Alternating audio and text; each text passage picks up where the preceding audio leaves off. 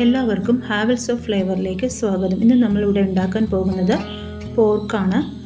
അതിനു വേണ്ട സാധനങ്ങളാണ് ഇവിടെ കൊടുത്തിരിക്കുന്നത്. കുരുമുളകും വെളുത്തുള്ളിയും ഇഞ്ചിയും ചതച്ച പേസ്റ്റ് ആക്കണം.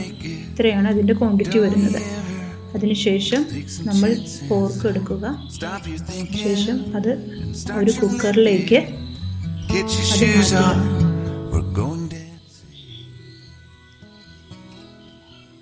പിന്നീട് അതിലേക്ക് കുറച്ച് മഞ്ഞൾപ്പൊടി, ഉപ്പ്, ആവശ്യത്തിന് ഉപ്പ് നമ്മൾ ചേർക്കണം കേട്ടോ. വീണ്ടും ഉപ്പ്, എന്നിട്ട് അതൊന്ന് മിക്സ് ചെയ്തിട്ട്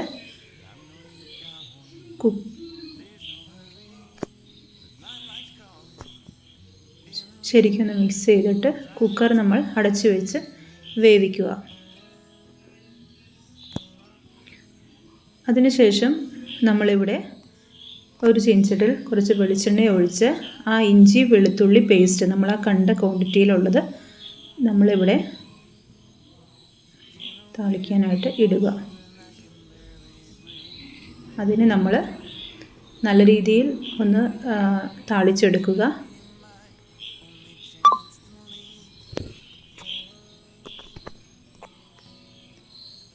പിന്നെ ഒരു കാര്യം മറന്നുപോയായിരുന്നു, അതിൽ കുറച്ച് വിനാഗിരി ചേർക്കണം. കാരണം ആ നെയ്യ് ഒരുപാട് ഒഴുകാതിരിക്കാൻ വേണ്ടിയിട്ടാണ്. അതിനുശേഷം നമ്മളിവിടെ ഉള്ളി, വെളുത്തുള്ളി ചെറിയുള്ളി, വലിയുള്ളി, പച്ചമുളക്, ബാക്കിയുള്ള സാധനങ്ങൾ നമ്മളിതിനകത്തേക്ക് ആഡ് ചെയ്ത് നന്നായിട്ട് ഇളക്കി കൊടുക്കുക.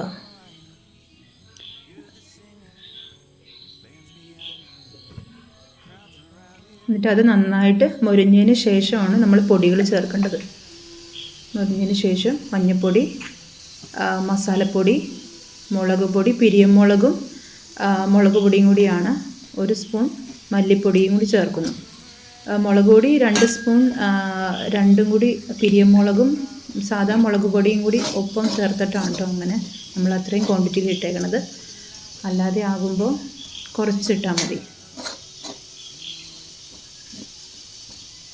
നന്നായി ഇളക്കി കൊടുക്കുക. അത് ചെറുതായിട്ട് എണ്ണ തെളിഞ്ഞ് വരുമ്പോൾ മാത്രമേ നമുക്ക് ഇറച്ചിയൊക്കെ ഇട്ട് കൊടുക്കാൻ പാടുള്ളൂ.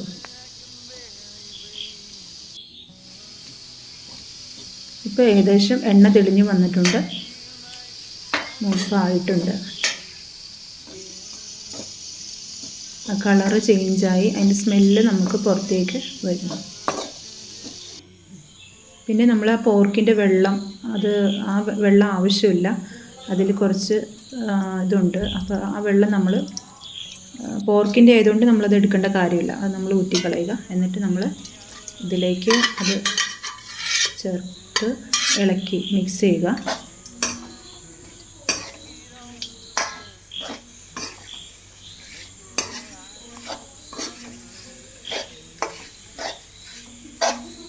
നല്ല രീതിയിൽ മിക്സ് ചെയ്തിട്ട് അതിന് കുറച്ച് എണ്ണ തെളിയുന്ന രീതിയിൽ നമ്മളവിടെ ഒന്ന് വെയിറ്റ് ചെയ്യുക. ഒന്ന് ചെറുതായിട്ടൊന്ന് എണ്ണ തെളിഞ്ഞ് വരുന്നത് വരെയും നമ്മളൊന്ന് അവിടെ വയ്ക്കുക.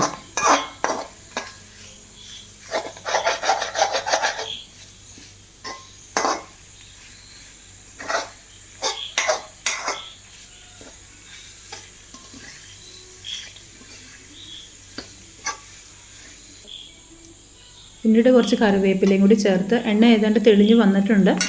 അപ്പോൾ കുറച്ച് കറിവേപ്പിലയും കൂടി ചേർത്ത് നമ്മൾ ഒന്നും കൂടി നല്ല രീതിയിൽ ഇളക്കി മിക്സ് ചെയ്യുക.